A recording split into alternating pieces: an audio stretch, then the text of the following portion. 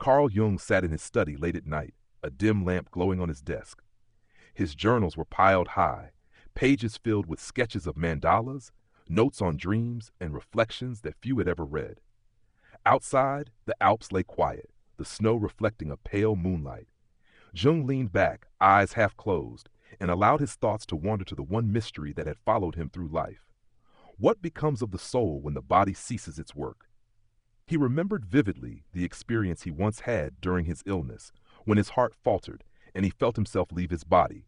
He described it in his writings, floating above, gazing down at the earth, entering into a realm of radiant clarity and cosmic vastness. The event had marked him forever. He had never spoken of it as a hallucination. To him, it was too real, too rich with meaning. It was, he believed, a glimpse behind the veil of death. Jung often wrote that the psyche was not confined to the brain, that the soul was not merely a product of biology. He saw consciousness as rooted in something timeless, something that stretched beyond the individual life. His exploration of myths, symbols, and dreams across cultures had convinced him that humanity carried within itself an image of eternity, a memory of the infinite. Death to him was not an end, but a transformation. He compared it often to a river flowing into the sea. The ego, the sense of I, resisted dissolution, fearing the ocean's immensity. But beneath the ego lived the deeper self, the eternal archetype of wholeness. The self did not fear death because it recognized that death was simply another step in the unfolding of existence. In this view, life after death was not a continuation of earthly concerns, but a shift of awareness into a broader field of being. Jung told his students and correspondents that dreams often prepared the dying for this passage. He had seen patients dream of journeys, of houses with rooms they had never entered, of travelers boarding ships. These images, he thought, were the psyche's way of rehearsing the crossing, signaling to the soul that it was moving into another form of existence. He marveled at how universal such imagery was, appearing in the myths of Greece, in Tibetan texts, in the visions of Christian mystics. It was as if the collective unconscious itself spoke through symbols, easing the soul into eternity. In his private reflections, Jung admitted that the nature of this afterlife could not be defined in rigid terms. He warned against literalism, against turning these archetypes into dogma. What mattered was that they expressed a truth. The human being is more than temporal flesh. He described the soul's departure as the shedding of narrow identity, a return to the greater whole. Consciousness did not vanish. It rejoined the source from which it came. In this way, death was not annihilation but homecoming. Yet he also acknowledged the terror death instilled in people. The ego clings to its achievements, its relationships, its unique personality. For Jung, the task of individuation during life, the process of integrating the conscious and unconscious, was also preparation for dying. A soul reconciled with its own depths, one that had embraced shadow and light alike, would cross more peacefully. He compared the unprepared soul to a traveler burdened with luggage, unable to move freely into the new realm. Jung's vision of the afterlife was not one of judgment or punishment. He did not imagine fiery hells or rigid heavens. Instead, he spoke of a dimension of psychic reality, where the patterns of the soul continued to unfold. Archetypes would remain, images of gods and spirits that shaped human life, but the soul's relationship to them would deepen, unbound by physical limitations. To him, the dead were not lost. They existed in another mode, often touching the living through dreams and intuitions. He himself admitted to sensing the presence of the departed, feeling their guidance in subtle ways. He believed that time itself changed after death. Linear progression, the ticking of clocks, belonged to the physical world.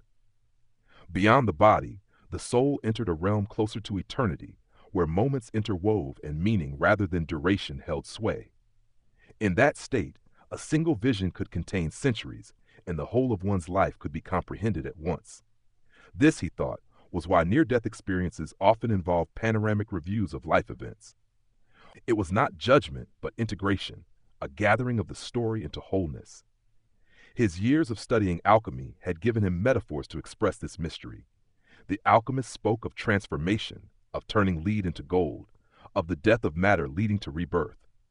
For Jung, alchemy was a symbolic map of the soul's journey. Physical death was the final stage of this process, the moment when the material vessel broke and the essence was released. The gold was the eternal self, purified and radiant. Jung also drew upon Eastern traditions. The Upanishads and Buddhist texts suggested to him that the soul moved through cycles, sometimes returning in new forms, sometimes resting in deeper states of being. He did not claim certainty about reincarnation, but admitted that the idea resonated with many of his patients' dreams. He saw it as an image of continuity, a way the psyche represented its intuition that life does not simply end. Whether literal or symbolic, reincarnation expressed the soul's refusal to accept final extinction. As Jung pondered these mysteries, he remained grounded in his role as a psychologist. He knew that ultimate truths could not be proven, yet he felt it his duty to record what the unconscious revealed. His own brush with death had convinced him personally that life extended beyond the body. When he returned from that vision, he wept, not out of fear but out of longing, for he had felt he was leaving behind something unimaginably greater to return to earthly limitations. He accepted, however, that his work was not yet complete, that he had more to bring forth for the living. In his later writings, Jung spoke gently to those who feared death. He reminded them that life itself was a preparation, that each dream, each symbol, each reconciliation of inner conflict was part of the journey toward eternity. He urged people not to cling blindly, but to live fully, to integrate themselves so that when the time came, they could step into the unknown with trust. The soul, he believed, knew its path even when the ego trembled. In quiet moments, Jung envisioned death as the opening of a great door. Behind it lay a reality where images were not bound to material things, but were alive, radiant, and endless.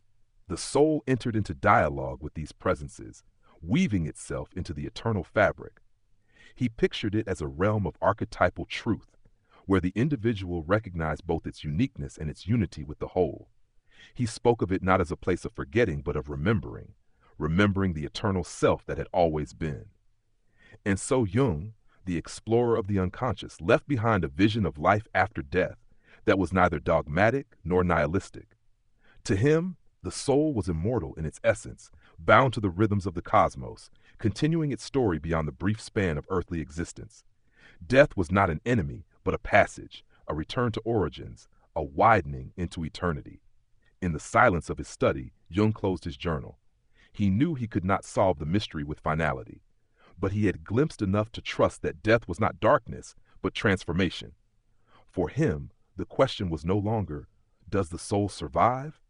But how can we live now in a way that prepares us to enter that vast eternal realm with peace? And with that thought, Jung extinguished the lamp and gazed out at the moonlit mountains, their eternal presence reminding him of the soul's own timeless journey. Would you like me to expand this into something more like a philosophical essay with Jung's quotes woven in? Or keep it strictly as a narrative story like I just did?